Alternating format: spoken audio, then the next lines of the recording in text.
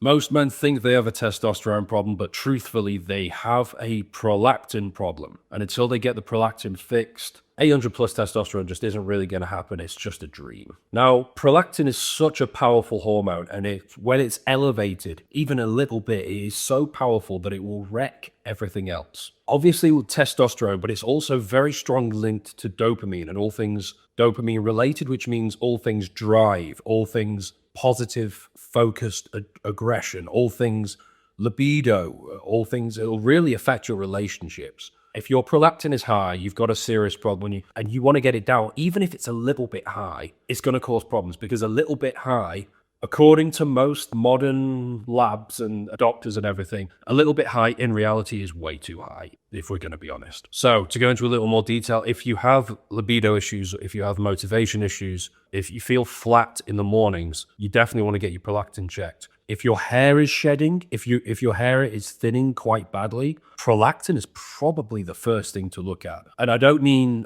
male pattern baldness or receding necessarily. It's when your hair is just falling out in clumps in the shower. If there's just every single day, there's like 30, 40, 50 hairs coming out every time you touch your hair, check your prolactin. So a little bit of boring science for a second. So elevated prolactin reduces hypothalamic signaling. It brings the LH production down. It can make your sleep worse. It will reduce testicular production and activity. And as I've already said, it massively blunts dopamine, which is all things drive related. That's really how you feel it. So loads of guys, they immediately blame low testosterone. Yeah, you've got low testosterone, but it's quite often it's because of the high prolactin. So I always remember there was a client last year who came to me and he felt flat. Sure enough, the vast majority of guys who come to me do feel flat to some degree. So you wake up, get out. You're trying to get out of bed, but your body just wants to stay in bed. There's no drive to get out and attack your goals, that kind of thing. If there is any motivation, it's very temporary, and the guys are relying on caffeine and stuff like that.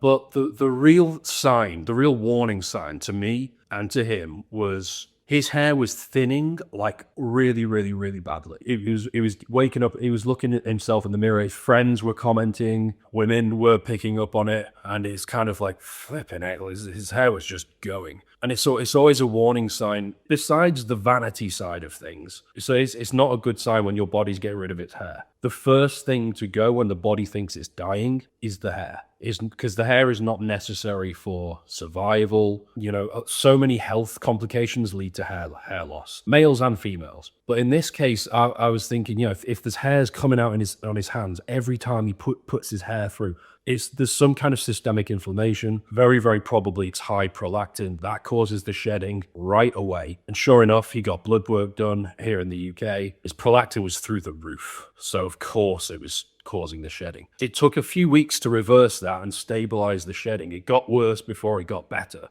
But it was the prolactin, and once the prolactin came down to more humane levels, the hair started growing back really, really quickly. He had some biotin supplements as well, which helped. Biotin, zinc, stuff like that. Prolactin is the biggest stress hormone. Any stress hormones can make hair loss worse, but prolactin is probably the biggest one. So here's what most guys get wrong with excessive prolactin. It's less than 1% of the time, it's because of a tumor. The other 99+% of the time, it's the dude's lifestyle is just stress-inducing on some level. And the stress ends up physiologically impacting the body via prolactin and other things. The body does not like that. So the biggest ones are chronic stress, terrible sleep, a really messed up circadian rhythm will do it. If you take SSRIs or anything that's going to raise your serotonin levels to abnormal levels on a consistent basis, kratom being another one, anything that just really messes with your serotonin, that will push the prolactin up as well. Overdoing the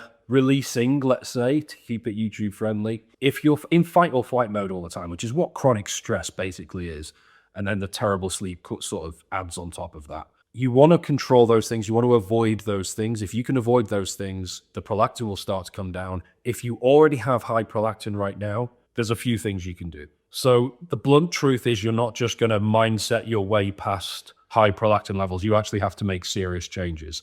Your testosterone's not going to rise until you do this. The first thing is you've got to stop doing whatever it is that's increasing the prolactin. So I kind of listed out that stuff just a minute ago. Whatever applies to you, stop doing it. In terms of naturally getting your prolactin levels down, You got to reduce the stress. You got to reduce the increase the sleep, the REM sleep especially. Look at vitamin B6. Look at vitamin E. Potentially tribulus. Really optimizing your circadian rhythm, which means again natural morning light, going to bed at a reasonable time, lack of blue light in the evenings, not being on your phone, stressing out about work at 11 p.m. Stuff like that.